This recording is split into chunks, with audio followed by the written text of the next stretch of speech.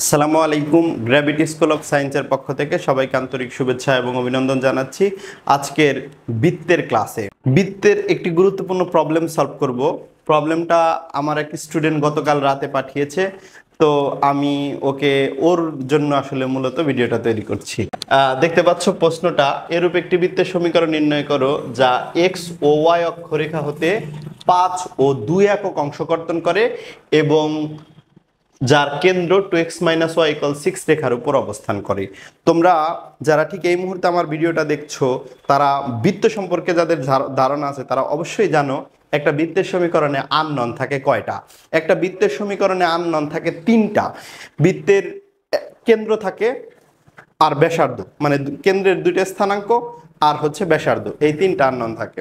তাহলে যদি আমরা ওই যে আমাদের বিখ্যাত সূত্র এই x² + y² + 2gx + 2fy + c = 0 এই বৃত্তের কেন্দ্রটা, এই বৃত্তের সমীকরণটা কল্পনা করি, তাহলে এখানে যে আননোন আছে সেটা হচ্ছে x² y² + 2gx + 2fy + c। মানে এখানে একটা আননোন হলো g, আরেকটা আননোন f, আরেকটা আননোন হচ্ছে c। আমি বলছি যে বৃত্তের সমীকরণ মানে সেখানে আননোন 3টা থাকবে। তোমরা হাসিনা খালেদা নামে যে সূত্র পড়ছো, x - h² + y - k² = r², এই যে h কে কেন্দ্র এবং r ব্যাসার্ধ, তো এই সূত্রটার ভিতরেও কিন্তু 3টাই আননোন আছে। তার মানে কি, মোরাল অফ দ্য স্টোরি হচ্ছে একটা বৃত্তের সমীকরণ মানে সেখানে 3টা আননোন থাকবে। তো এখানে h, k আর r, আর এইটাই হচ্ছে g, f এবং c, 3টা করে আননোন। দেখো, একটা বৃত্তের সমীকরণ বের করতে বললে তোমাকে 3টা আননোন বের করার ক্রাইটেরিয়া তোমাকে অবশ্যই দিয়ে দিতে হবে, কারণ আমরা জানি 2টা সমীকরণ সমাধান করলে 2টা আননোন বের হয়, 3টা সমীকরণ সমাধান করলে 3টা আননোন বের হয়। অতএব এইখানে যে বৃত্তের সমীকরণ, যেহেতু 3টা আননোন বের করতে হবে, তাহলে 3টা ডাটা দেওয়া থাকতে হবে, 3টা সমীকরণ গঠন করতে হবে। এই বৃত্তের মধ্যেও 3টা সমীকরণ গঠন করা যাবে।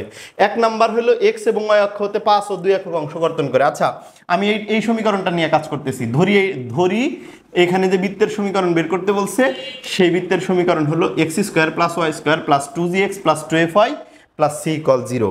তাহলে আমরা জানি x অক্ষ দ্বারা ছেদিত অংশ বা x অক্ষ দ্বারা কর্তন করে, x অক্ষ দ্বারা কর্তিত অংশ, x অক্ষ দ্বারা কর্তিত অংশ, ঠিক আছে, কত? 2√g² - c। আবার y অক্ষ দ্বারা কর্তিত অংশ হচ্ছে 2√f² - c। আরেকটা বিষয়, এই বৃত্তটার কেন্দ্র কিন্তু আমাদের জানা, আমরা কেন্দ্রটা এখানেই লিখে রাখছি যে এটার কেন্দ্র হলো -g - f। ঠিক আছে, এটা হচ্ছে -g - f কেন্দ্র বিশিষ্ট বৃত্তের সমীকরণ। খেয়াল করো, আমরা এখন প্রশ্ন মতে যে 3টা ইকুয়েশন গঠন করতে পারি, একটা হচ্ছে 2√g² - c = হচ্ছে 5, x অক্ষ দ্বারা খণ্ডিতাংশ বা কর্তিতাংশ, y অক্ষ দ্বারা কর্তিতাংশ হচ্ছে 2√f² - c, এটার মান দেওয়া আছে 2, এটা 1 নং সমীকরণ, এটা হচ্ছে 2 নং সমীকরণ। আর একটা কথা বলছে, এই বৃত্তটার কেন্দ্রটা নাকি এই রেখার উপর অবস্থান করে। কেন্দ্র যদি এই রেখার উপর অবস্থান করে, তোমরা জানো কোনো একটা সরল রেখা বা কোনো একটা রেখার উপর যদি কোনো বিন্দু অবস্থান করে, তাহলে ওই বিন্দু দ্বারা ওই রেখা সিদ্ধ হবে, ওই বিন্দু দ্বারা রেখাটা সিদ্ধ হবে। তাহলে এই প্রদত্ত যে বৃত্তের সমীকরণ বের করতে গেছে, সেই বৃত্তের কেন্দ্র যদি এই রেখার উপর অবস্থান করে, তাহলে আমরা এই কথাটাও লিখতে পারি, সেটা হচ্ছে 2x এর মান কি বসাবো? -g - y এর মান কত? -f ইকুয়াল কত? 6, বা -2g + f = 6, বা f = কত? 6 + 2g। এটা কয় নং সমীকরণ? 3 নং সমীকরণ। এই হচ্ছে আমাদের 3টা সমীকরণ। এই 3টা সমীকরণ সমাধান করে g, f, c এই 3টার মান বের করলেই বৃত্তের সমীকরণ বের হয়ে যাবে। দেখো, আমরা একটু করার চেষ্টা করতেছি। 1 নং হতে পাই 1 নং সমীকরণ থেকে আমরা কি করতে পারি, যে g² - c = এই 2টা যদি ওই পাশে যায় তাহলে 5/2, যদি বর্গ করি তাহলে g² - c = কত? 25/4 বা এখান থেকে যদি আমরা সির মান বের করি, সি ইজ ইকাল টু কত, C is equal to 25, C is equal to হচ্ছে ওই পাশে গেল জি স্কোয়ার মাইনাস 25/4। এটা হলো আমরা 4 নং সমীকরণ ধরে রাখলাম।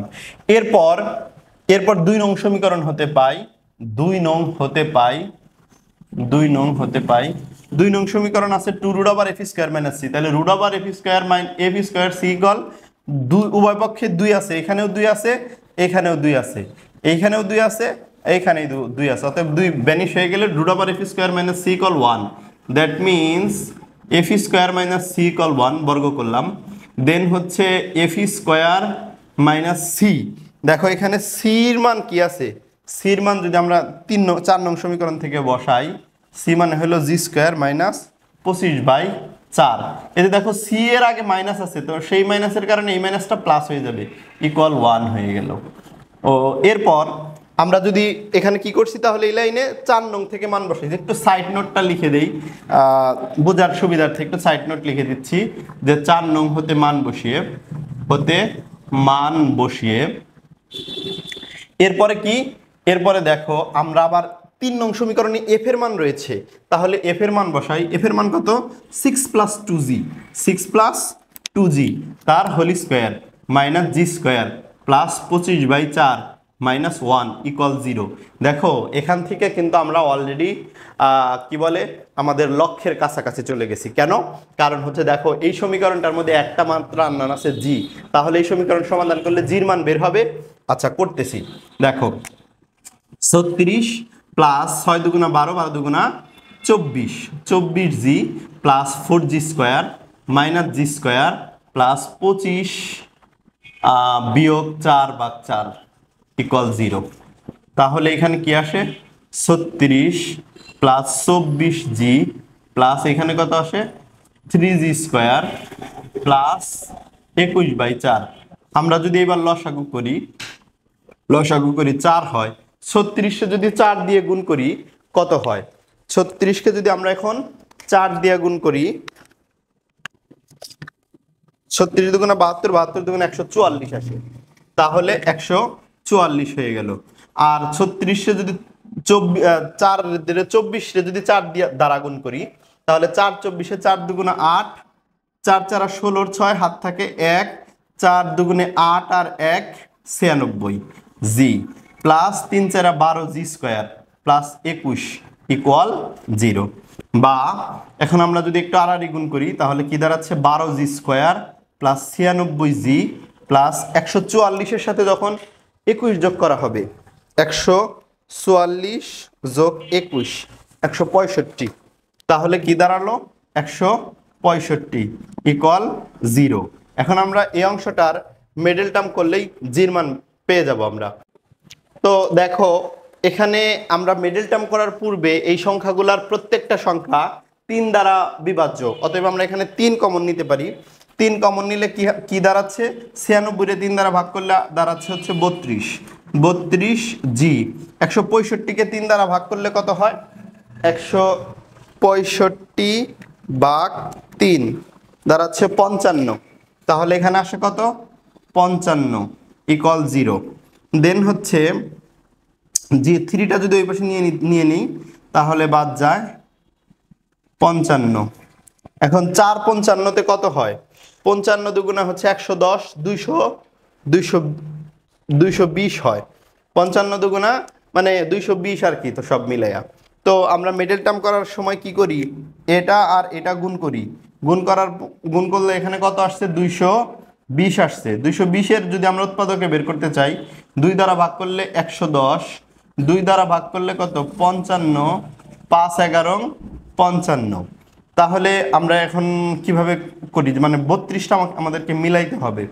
তাহলে 5 দুগুণে 10 আর 11 দুগুণা কত 22, 10 আর 22 32। দেখো এখান থেকে আমরা এইভাবে করতে পারি, 4g square plus 22g plus 10g plus 55 equal 0। তো আমরা মিডল টার্ম করলেই কিন্তু এখন সমাধানটা একেবারেই ধার প্রান্তে আছে, হয়ে যাবে। দেখো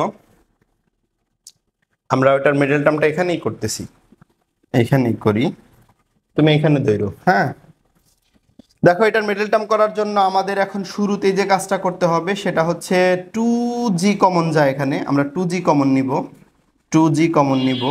তাহলে কি থাকে 2g কমন নিলে? 2g প্লাস 11 দুগুণে কত? 22। 2 কমন নিলে 11 হয়।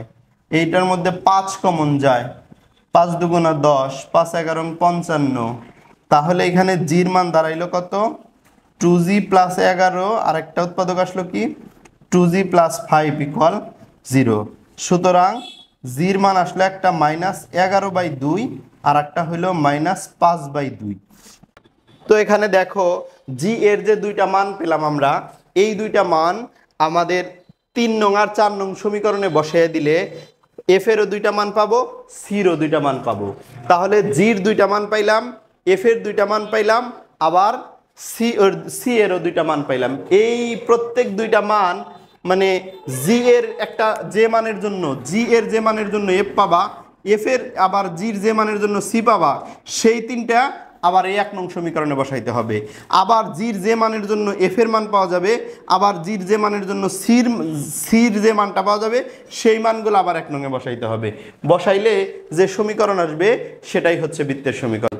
আশা করি সবাই এই প্রশ্নটার আনসার বুঝতে পেরেছো।